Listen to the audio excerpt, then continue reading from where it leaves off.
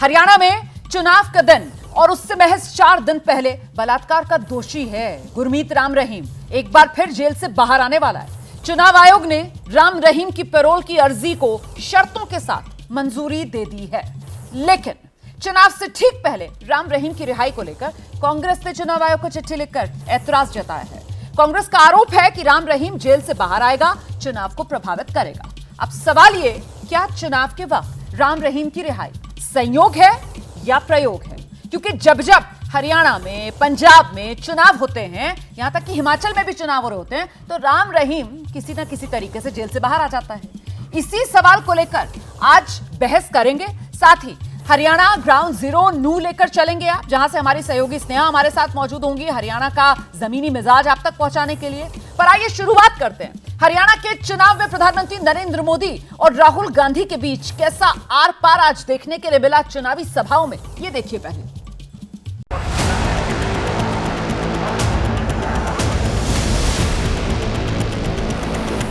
इस चुनाव की ये मेरी अंतिम सभा है। मेरी इस चुनाव की आखिरी सभा को 4 चांद लगा दिए। आज गांव-गांव में चारों तरफ भाजपा की लहर है। एक ही आवाज गूंज रही है, भरोसा दिल से, भाजपा फिर से।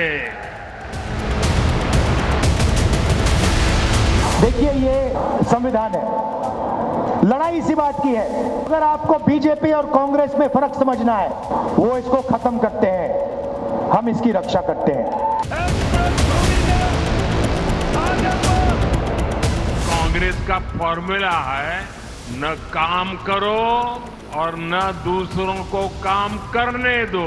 कांग्रेस की राजनीति केवल झूठे वादों तक सीमित रहती है, जबकि भाजपा की राजनीति परिणाम ला करके दिखाना। हम मेहनत पे ध्यान केंद्रित करते हैं, हम परिणाम पर ध्यान केंद्रित करते हैं। जितना पैसा नरेंद्र मोदी अदानी और अंबानी को देगा, उतना ही पैसा हम हिंदुस्तान के गरीब किसानों को, मजदूरों को, माताओं बहनों को देंगे। आपने अभी जो इन लोगों से मजा करवाना है करवा लो, जितना इनको नचवाना है नचवा लो, मगर जब हमारी सरकार आएगी तो हम इन लोगों को नचवाएंगे, इन लोगों से मजा करवाएंगे। कांग्रेस धड़ाम हो गई, धड़ाम। अब यहां हरियाणा में भी यही होने जा रहा है, धड़ाम। कांग्रेस के भीतर जो कलह मची है, हरियाणा के लोग इसे भी देख रहे हैं। कांग्रेस से सबसे अधिक नाराजगी तो दलित, पिछड़े और वंचित समाज की है। पहले आधार कार्ड था, अब परिवार का एक बना दिया है। परिवार पहचान पत्र, परिवार परेशान पत्र बनाते हैं। चलो हरियाणा के परिवारों को परेशान करते हैं। ये जो इनका परिवार परेशान पत्र है, सरकार आएगी हमारी, इसको खत्म करते हैं। तो हरियाणा प्रचार युद्ध, किसके दावे में कितना दम, इसी को लेकर चर्चा करेंगे। मैं जल्दी से आपका परिचय कराती हूँ। 2 खास मेहमान इस समय हमारे साथ मौजूद है। बीजेपी की तरफ से अजय आलोक और अभय दुबे, प्रवक्ता कांग्रेस पार्टी, हमारे साथ जुड़ रहे हैं। बहुत स्वागत आप दोनों का। डॉक्टर अजय आलोक, ये चुनावी मौसम राम रहीम के लिए पैरोल की बाहर क्यों लेकर आ रहा है? देखिए रोमाना जी, सबसे पहली बात कि जो कांग्रेस पार्टी ने चुनाव आयोग के पास आपत्ति पत्र भेजा है, तो कांग्रेस पार्टी क्या संविधान पढ़ना आजकल भूल गई है? संविधान लेके घूमना भूल गई है? अभय जी बताएंगे, क्या पैरोल संवैधानिक अधिकार है या नहीं? पैरोल किसे मिले या किसे नहीं मिले, ये राजनीतिक दल तय नहीं करते हैं। ये बकायदा एक कमेटी गठित है जो तय करती है, और ये संविधान के अंतर्गत ही तय होता है। इसलिए पहली बात तो इसमें बीजेपी का तो कोई मतलब नहीं। यही राम रहीम जब गिरफ्तार हुए थे, तो आपको याद होगा कितने लोगों पे लाठीचार्ज हुई थी और कितने लोग मारे गए थे। उस वक्त खट्टर जी की सरकार थी, तो इस वक्त यही कांग्रेस पार्टी हम पे दोष लगाती थी कि राम रहीम के समर्थकों को मारा जा रहा है, उन पे गोलियां चलाई जा रही हैं, उन पे डंडे की तरफ पीटा जा रहा है, इनको कभी माफ नहीं करे।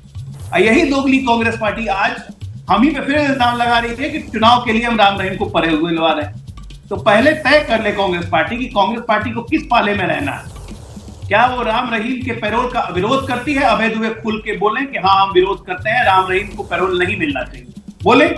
ठीक है, ये उनके संवैधानिक अधिकार में नहीं है क्योंकि वो इस देश के नागरिक नहीं। अजय जी मैं जवाब लेती हूँ, लेकिन आपने जो दो बातें कही सर, पहले आप अपना पाला क्लियर कर लीजिए, फिर मैं अभय दुबे जी का रुख करूंगी। पैरोल एक सेकंड सुन लीजिए ना। पैरोल संवैधानिक अधिकार, ये जो आप यहाँ पर इतनी बुलंद आवाज में बात रख रहे हैं सर, सुनारिया जेल जहां से ये संवैधानिक अधिकार राम रहीम को 2020 और 21 को अगर छोड़ दिया जाए सर, तो जहां से यहाँ पंजाब, हिमाचल और हरियाणा में चुनाव का सिलसिला शुरू होता है ना, 22, 23 और अब 24 में हम हैं, हर साल सर 90, 91 दिन की छुट्टी मनाने वो जेल से बाहर आ रहा है सर। आप मुझे सुनारिया जेल के चलिए 10 नहीं, 5 नहीं, 3 सजा याफ्ता कैदियों का नाम बता दीजिए जिन्हें लगातार 3 साल तक ये संवैधानिक अधिकार प्राप्त हुआ है सुनारिया जेल में। सिर्फ तीन नाम। रोमाना जी, मैंने आपको खुद बोला कि मैं एक राजनीतिक दल का प्रवक्ता हूं। किस कैदियों को कब पैरोल मिला है उसका हिसाब किताब मैं नहीं रखता हूं। राम रहीम आपके न्यूज चैनल के लिए इंपॉर्टेंट है, कांग्रेस पार्टी के लिए इंपॉर्टेंट है, इसलिए उसका राम रहीम का वो हिसाब किताब रखते हैं कि उनको कब पैरोल मिला। ठीक है, मैं क्यों हिसाब रखने लोगों में? नहीं, क्योंकि आपने संवैधानिक अधिकार गिनाया। एक सेकंड जी आलोक, आपने संवैधानिक के अधिकार गिनाया था ना, तो मैंने उस संवैधानिक आधार पर ये आधार रखा अपने सवाल का, जो आपके सामने सवाल रखा। ठीक है, अब आप जो बीजेपी के प्रवक्ता की हैसियत से आए तो सर एक और सवाल सुन लीजिए, फिर आ रही हूं अभय जी, आपके पास भी आऊंगी सर। डॉक्टर अजय आलोक, मुझे इस सवाल का जवाब दे दीजिए। आपने बिल्कुल सही कहा सर कि राजनीतिक दल जो है उनका कोई लेना देना नहीं है, लेकिन वो राजनीतिक दल जो प्रदेश की सत्ता में है और प्रदेश की सरकार सिस्टम चलाती है, और वो सिस्टम जिसके तहत जेल प्रशासन भी आता है ना सर, जेल सुपरिटेंडेंट भी आता है ना सर, वो जेल सुपरिटेंडेंट सुनारिया जेल वाला जिसने कितनी बार राम रहीम को पैरोल दी और फिर वीआरएस लेकर, सुनील सांगवान नाम है ना उनका, इस बार चरखी दादरी से बीजेपी के टिकट पर ही चुनाव लड़ रहे हैं ना डॉक्टर अजय आलोक, वो सही कह रही हूं मैं? अब मुझे बता दीजिए सर, इसका बीजेपी से कोई लेना देना नहीं है, तो ये कनेक्शन क्या है ये समझा दीजिए। पता नहीं ऐसे कितने कनेक्शन आप लोग जोड़ते रहती हैं बीजेपी से, मुझे समझ में नहीं आता है। अभी पश्चिम बंगाल चुनाव में भी जब कलकत्ता हाईकोर्ट के जज ने इस्तीफा देके भारतीय जनता पार्टी से चुनाव लड़ा, तब भी कनेक्शन जोड़ा गया कि इसका क्या कनेक्शन है, क्या वो कुछ हेरफेर कर रहे थे। लेकिन ये चरित्र हमारा नहीं है रोमाना जी, ये चरित्र कांग्रेस पार्टी का है, जहां पे एक राजनीतिक दल के कार्यकर्ता को पहले हाईकोर्ट जज बनाया जाता है, उसके बाद वो हाईकोर्ट जज इस्तीफा देके फिर राज्यसभा चला जाता है, उसके बाद जब उसकी उम्र खत्म हो जाती है उसे फिर सुप्रीम कोर्ट जज बना दिया जाता है। ये तो इतिहास के पन्नों में दर्ज इतिहास है। मैं फिर कह रहा हूं कि कैदियों का ये अधिकार है पैरोल मिलना, नहीं मिलना, देना नहीं मिलना। आपने जो अधिकार वाली बात कही, संवैधानिक अधिकार वाली, उसी के आधार पर मैंने आपसे कहा था कि सुनारिया जेल में आप मुझे 3 और ऐसे कैदियों के नाम गिना दीजिए ना जिनको ये संवैधानिक अधिकार मिल रहा है हर साल। मैंने इसी आधार पर सवाल पूछा। कोई बात नहीं सर, संदेश देखिए जनता के बीच ये जा रहा है। मैं अभय दुबे जी का रुख कर रही हूँ, अभय जी का रुख कर रही हूँ। एक लाइन बोल के खत्म करता हूँ। अगर राम रहीम को भारतीय जनता पार्टी ने पैरोल दिलवाई तो भारतीय जनता पार्टी को चुनाव जीतना चाहिए। हम पंजाब में कैसे नहीं जीते? अभी आपने कहा पंजाब पोल के पहले उनको पैरोल मिल गई, उनको पंजाब में जीतना चाहिए था ना। फिर हम हिमाचल प्रदेश भी हार गए। आपने कहा हिमाचल प्रदेश के पोल के पहले भी राम रहीम को पैरोल मिली, हमको हिमाचल भी जीतना चाहिए था। गजब हालत है, बीजेपी पैरोल भी देती है, बीजेपी चुनाव भी नहीं जीतती है? ऐसा तो नहीं होना चाहिए ना। नहीं सर, इसका जवाब अभी दर्शक अगर बने रहेंगे हमारे साथ बहस में तो उनको मिल जाएगा इस सवाल का जवाब। क्योंकि अल्टीमेटली खेल क्या है सर कि आप जितने नेता हैं आप सब मिले हुए हैं जी, अपना काम बनता, भाड़ में जाए जनता।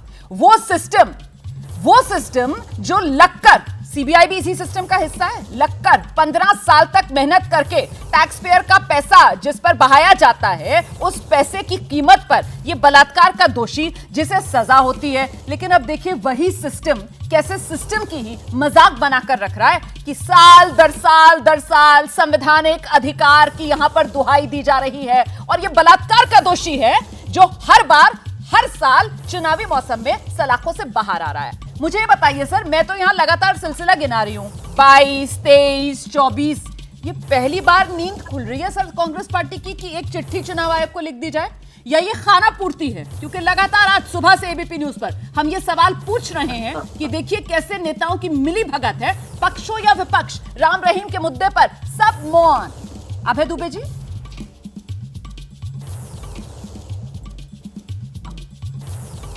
रोमाना जी, बहुत मासूम, नादान और भोले लोग हैं भारतीय जनता पार्टी के। देखिए ना कितनी मासूमियत, भोलापन है भारतीय जनता पार्टी के प्रवक्ता के चेहरे पर। 11 बार 4 साल में पैरोल मिली है, 11 बार, और 8 बार मोदी जी ने ठीक चुनाव के पहले कृपा की, क्योंकि राम रहीम के भरोसे ही है। काम तो किया नहीं हरियाणा में, काम करते अगर देश में तो इनको ये हालात नहीं देखने पड़ते।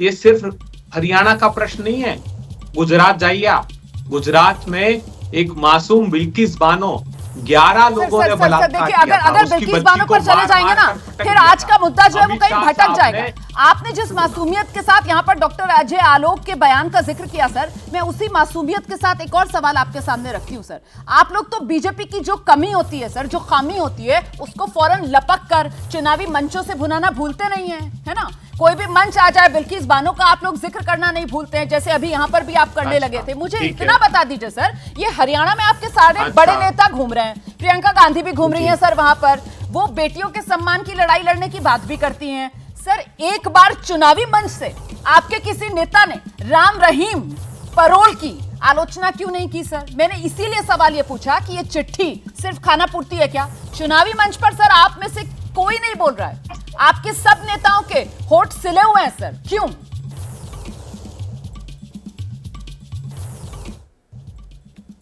आपका हो गया हो प्रवचन तो मैं प्रारंभ करूंगा। मेरा सवाल प्रवचन लगेगा सर आपको, क्योंकि प्रियंका गांधी, राहुल गांधी का नाम ले लिया ना, कोई बात नहीं, आ जाइए। हाँ, नहीं दे लीजिए, मैं तो चाहता हूं कि आप दीजिए। देखिए, या तो फिर सवाल खड़ा मत कीजिए, अगर सवाल खड़ा कर रही हैं तो सुनने का साहस देश की जनता को भी सुनने तो दीजिए। क्या खेल खेला इन्होंने?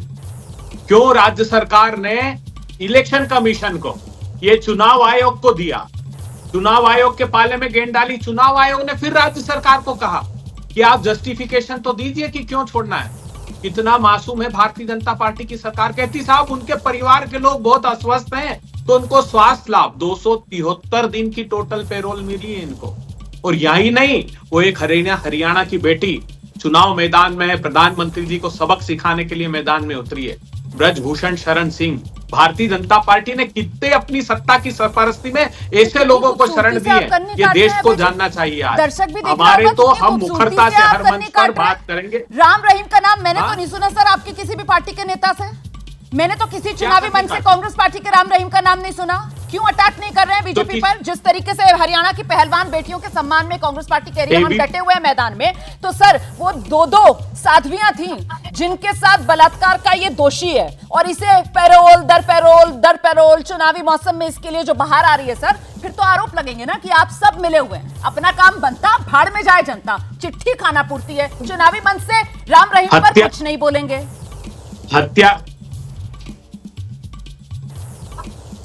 हत्या का भी आरोप है, वो भूल गई आप। सिर्फ बलात्कार का आरोप नहीं है, हत्या का भी आरोप है जिनमें सजा हुई है। मैं आज देश के सामने भारतीय जनता पार्टी बेनकाब भी है।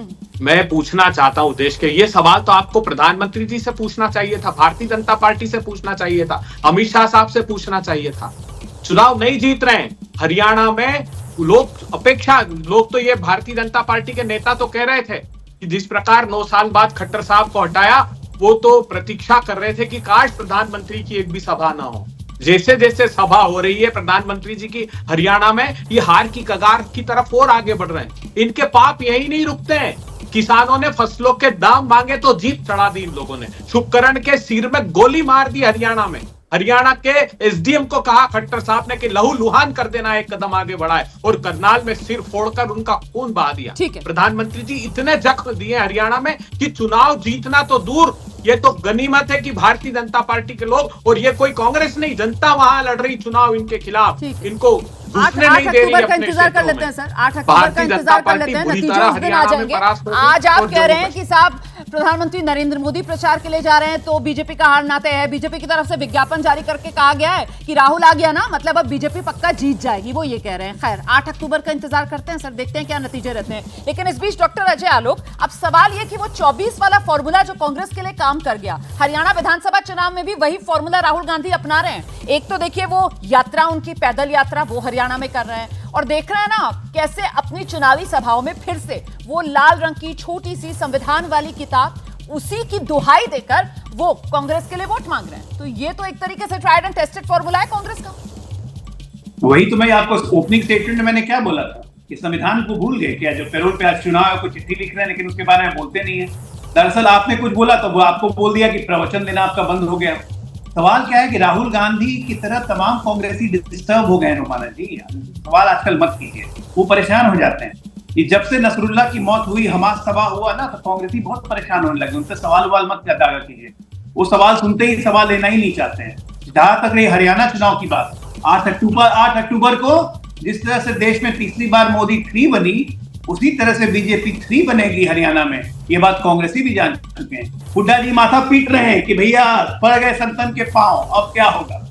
तो संतन के पांव पड़े, हम तो यही चाहते थे, संतन के पांव पड़े हरियाणा में। घूमे जरा संत महोदय हरियाणा में। मैं आपको बात कहूंगी सर, जो मैंने अभय जी को कही कि उसके लिए तो देखिए अब 8 अक्टूबर का इंतजार करना पड़ेगा कि कौन से संतन के कहां पांव पड़े और जनता जो है वो किसके सामने नतमस्तक होगी। फिलहाल जल्दी से अभय दुबे जी का रुख करते हैं। सर, प्रधानमंत्री नरेंद्र मोदी की तरफ से आज साफ कह दिया गया कि महात्मा गांधी सत्य के साथ प्रयोग और कांग्रेस पार्टी झूठ के साथ प्रयोग। लेकिन इस बार आपके झूठ के जाल में जनता नहीं फंसने वाली है, ये पीएम कहकर गए हैं हरियाणा पलवल चुनावी रैली में।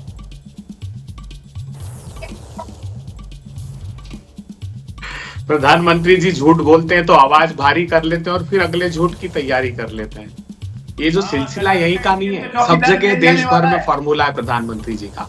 वहां कश्मीर गए तो इंजीनियर राशिद जिसको इन लोगों ने जेल में बंद किया कि आतंकवादी, prevention of unlawful activity act just चुनाव के पहले छोड़ा, जमाते इस्लामी आतंकवादी संगठन है। वहां पर भारतीय जनता पार्टी का अप्रत्यक्ष आशीष उनको है, 7-7, 8-8 निर्दलीय उम्मीदवार लड़ा रहा। बात हरियाणा की कर लेते हैं। प्रधानमंत्री जी क्या कहेंगे हरियाणा में आकर, बताइए ना। पूछिए, अग्निवीर का जिक्र कर रहे हैं, किस प्रकार युवाओं के सपनों को हरियाणा में रोन दिया उन्होंने। बात कर रहे हैं पहलवान बेटियों की कि न्याय मांगने आई थी, न्याय की गुहार लगाने, इनकी विदेश उसको दिल्ली के दरवाजे पर इन लोगों ने बात क्या करेंगे। हमने तो कहा है 300 यूनिट। आप दोनों की बात जो है वो जनता ने सुन ली है। जनता को फैसला करना है। हरियाणा में 5 अक्टूबर को वोटिंग और फिर 8 अक्टूबर नतीजों का दिन। बिल्कुल, और मैं स्नेहलता शुक्ला सबसे पहले अपनी नूह की जनता के दर्शन तो करा दूं। ये देखिए, जोशीली जनता, अपने मेवात के केंद्र कहे जाने वाली नूह की, वो देखिए, तालियों से स्वागत कीजिए, अपना ही स्वागत कीजिए। नेताओं का तो खूब करते हैं। वो देखिए पेड़ पे भी बैठे हमारे युवा, और यहां से लगाए वहां तक। सबसे पहले अपने लिए तालियों से स्वागत नूह। देखिए, नूह 3 विधानसभा सीटों वाला वो क्षेत्र है। नूह की यही जनता है जो नए पहचान के इंतजार में है। चाहे 2023 के बाद सांप्रदायिक हिंसा हो या साइबर क्राइम, इसके इतर यहाँ के लोग नई पहचान ढूंढ रहे हैं। और ये मौका मिलता है कब? जब वो सरकार को चुने, अपने नीति नियंताओं को चुने। इसीलिए जल्दी से सबसे पहले हम आपको मिलवाते चलते हैं जो हमारे साथ खास मेहमान हैं, जो इस जनता के सवालों का जवाब देने वाले हैं। हमारे साथ हैं बीजेपी से जाहिद हुसैन जी, आपका स्वागत कीजिए भाई। बीजेपी वालों का स्वागत कर ले। तालियां कम बज रही है, समर्थक कम है आपके। राबिया किदवई, आप कैंडिडेट के लिए भी तालियां हो जाएं। महिला कैंडिडेट आम आदमी पार्टी से, और आसिफ चंदैनी जी कांग्रेस पार्टी की ओर से। इनेलो की ओर से आने वाले थे हाजी सोहराब जी, जो कि नहीं आए।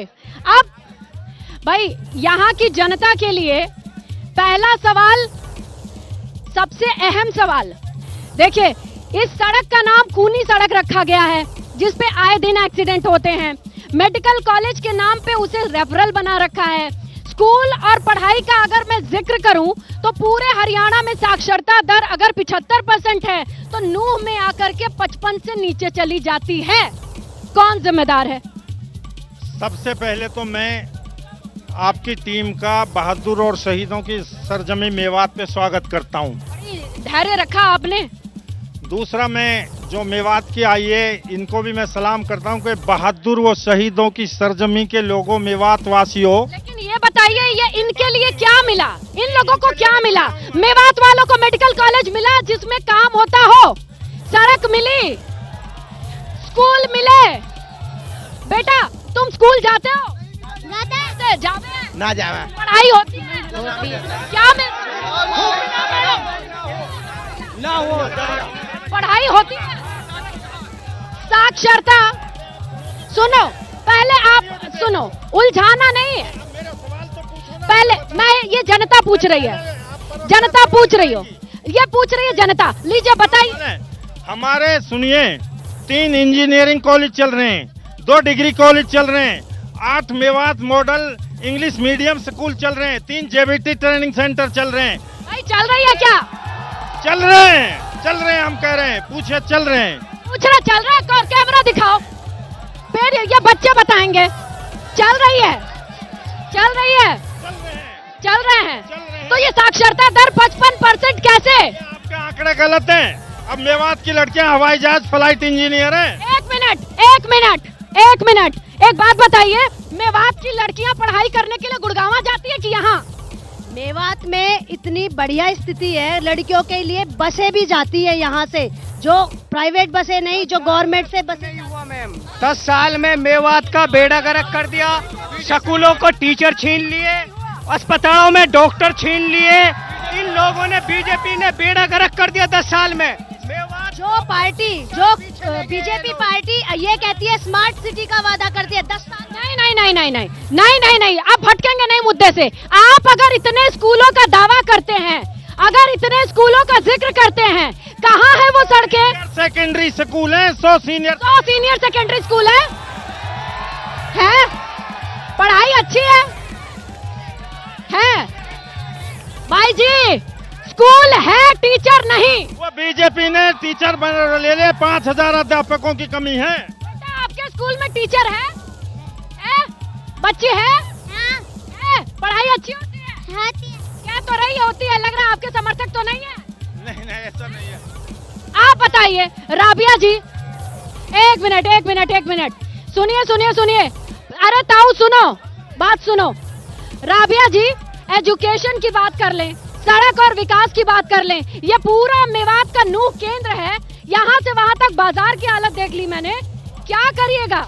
देखिए, बड़े फिल्मी और ड्रामेटिक तरीके से मेरे दादाजी ने यहाँ 2004 में जो मेवात इंजीनियरिंग कॉलेज बनवाया, मेडिकल कॉलेज बनवाया, उसके बाद ITI बनवाया। वो राज्यपाल थे, गवर्नर हरियाणा के। मैं 20 साल बाद आई हूँ, 20 साल यहाँ किसी ने कुछ नहीं किया। 20 साल बाद पोती आई है। देखिए, एक सेकंड, इन लोग की ओर से आए हैं आप। देखिए, एक किस्मत रही है मेवात के नूह की कि यहाँ का विधायक विपक्षी ही होता है। बीजेपी का तो खाता नहीं खुला। दूसरी बात, जब कभी भी यहाँ पे CM होता है तो उल्टा विधायक होता है। आप बताइए, अस्पताल, स्कूल, सड़क, ऐसी हाल कैसे? ऐसा क्यों है जी?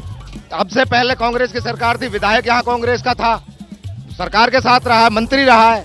ऐसा नहीं है कि यहाँ सरकार के साथ नहीं रहे, सरकार के साथ रहे हैं, लेकिन काम नहीं करने का इरादा कांग्रेस का ना बीजेपी का। यहाँ मेवात को बिल्कुल हरियाणा का हिस्सा ही नहीं समझा जाता, हरियाणा। क्या मेवात को हरियाणा का हिस्सा ही नहीं समझा जाता है? ये मेवात के हिस्से में क्या आया ताऊ? और ये जो बच्चे यहाँ घूम रहे हैं, मैंने इतने बच्चों की रैलियां कभी नहीं देखी थी। मेवात के हिस्से में बदनसीबी आई। यहाँ पर रोजगार की अगर बात करते हैं तो रोजगार सबसे निचले स्तर पर है पूरे हरियाणा में। साक्षरता, यहाँ पर यूनिवर्सिटी नहीं है। औरतों की अगर एजुकेशन देखा जाए तो वो 37% है, और मर्दों की देखा जाए तो 55% है, जो हरियाणा में सबसे नीचे। उसके लिए जिम्मेदार कौन है? उसके लिए कांग्रेस भी उतनी जिम्मेदार है, बीजेपी उससे ज्यादा जिम्मेदार है। 10 साल उसने कुछ नहीं किया। बीजेपी भी जिम्मेदार है। मेवात के इस हाल का जिम्मेदार कौन? बीजेपी की केंद्र में सरकार रही, मेवात नहीं दिखता है। पलवल में आए PM, ये जगह नहीं दिखती है। सबसे पहले तो आपका चैनल का स्वागत। बहुत अच्छा लगा। अब मुद्दे पे आइए। मुद्दे की बात ये है, अभी कांग्रेस के मेरे साथी ने कहा कि भाई स्कूल यहाँ अच्छे चल रहे हैं, तो ये तायद कर रहे हैं कांग्रेसी कि अच्छे स्कूल चल रहे हैं। और जहां हमारे विकास की बात कर रहे हैं, यहाँ 10 साल हमारी सरकार रही है, 10 साल के हम विकास कार्य आपको गिनवा सकते हैं। रही यहाँ इस जगह पे 4 काम गिनवा दीजिए, इस जगह पे। मैं वही बात बता रहा हूँ, हमने यहाँ इतने विकास कार्य। मेवातियों गिनो, चुप रहो, पहले सुनो ध्यान से और गिनो, गिनवाओ 4 काम। यहाँ पहली बार मेवात में बगैर पर्ची और बगैर खर्ची के अगर किसी सरकार ने नौकरी दी है तो भारतीय जनता पार्टी है। पर्ची खर्ची, बिना पर्ची खर्ची कुछ भी नहीं हुआ। सबसे दूसरी चीज यहाँ एक नेशनल हाईवे जो 90,000 करोड़ से जो यहाँ पर बना है, मुंबई एक्सप्रेस वे, वो कांग्रेस सरकार ने नहीं दिया, वो भारतीय जनता पार्टी ने दिया। भाई जी हाईवे, हाँ मेवात के लिए काम नहीं आया, नेशनल मेवात के काम नहीं आया। नहीं, मेवात के काम आ रहा है, जहाँ लाखों में जमीन बिक रही थी, 1 मिनट, करोड़ों में जमीन बिक रही है। एक मिनट भाई जी, बोलने दोगे, तुम्हारी बात कर लूं। सुनो पहले, सुनो ध्यान से। पलवल में चाहे NHAI बना, वो मेवात का प्रोजेक्ट हुआ कि राष्ट्रीय?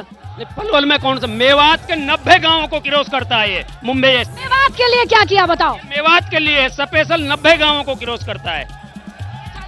आगे क्या बताओ? ये पर्ची खर्ची का अब तक ठप्पा छूटा नहीं। आप बात को उलझाओ ना। हमने जो आप सुलझा दो। सुनो, हमने जो स्कूल बनाए वो हमारे टाइम के इन्होंने बर्बाद कर दिए। 44 इन्होंने। स्कूल किसने बर्बाद किया? बात को पूरी नहीं होने देते। इन्हें 44 मिडिल स्कूल तोड़े हमारे, 44 मिडिल स्कूल मर्ज करें, 8 इन्होंने model school English medium Hindi medium कर दिए। इन्होंने मेवात को बर्बाद करके रख दिया। इन्होंने भाई बर्बादी में हाथ सबका है, मेवात में बर्बादी में हाथ सबका, वो बैठे नहीं, आपने बोल लिया। बताओ कांग्रेस नहीं करो, कांग्रेस ऐसे किसी की आवाज नहीं आएगी, ऐसे किसी की आवाज नहीं आएगी। आम आदमी पार्टी क्या झंडे गाड़ पाएगी? मैम दिल्ली में झंडा गाड़ा है, हरियाणा में भी गाड़ेंगे, पंजाब में गाड़ रहा है, जिसका सबूत एक प्लान में दिल्ली हमने चमका दी और अभी 2 साल भी नहीं हुए पंजाब में। ताऊ चमका पाएंगे मेवात? मेवात कांग्रेस आ रही है और इंशाल्लाह हम बड़ा काम करेंगे। कांग्रेस चमकाएगी मेवात। 10 साल में चमका, 10 साल में चमका। खड्डा देंगे, बीजेपी वाले खड्डा देंगे इसको। किसने मेवात में खड्डा किया, बीजेपी या कांग्रेस? बीजेपी ने किया। किसने? बीजेपी ने किया। या आप कह रहे दोनों ने किया, विकल्प क्या है? अभी बताया आपको मेवात मॉडल स्कूल, अभी मैडम ने बताया, हमारी जो सांसद वो कैंडिडेट हैं उन्होंने बताया कि गवर्नर साहब ने वहाँ उस वक्त खोले थे ये। आज उनको बीजेपी गवर्नमेंट ने तोड़ के मेवात संस्कृति स्कूल बना दिया और सरकार में मिला दिया, उनमें टीचर्स नहीं है। उसमें टीचर की वजह, जल्दी बताइए। हमारा विकास को रोकने का काम भारतीय जनता पार्टी ने किया है भाई, लेकिन यहाँ पे पाल और गोत्र की राजनीति, ये देखेंगे कि कैंडिडेट से एजुकेशन की पूछेंगे, ये बताइए। एजुकेशन मेवात के अंदर नील है। पूछते हैं जब वोट मांगने आते हैं, आपके गोत्र का है, मेरे पाल का है, इससे चलता है क्या? एजुकेशन एक नेशनलिटी है। एजुकेशन के बारे में कोई सवाल नहीं करता, ना ही रोजगार के बारे में कोई सवाल करता।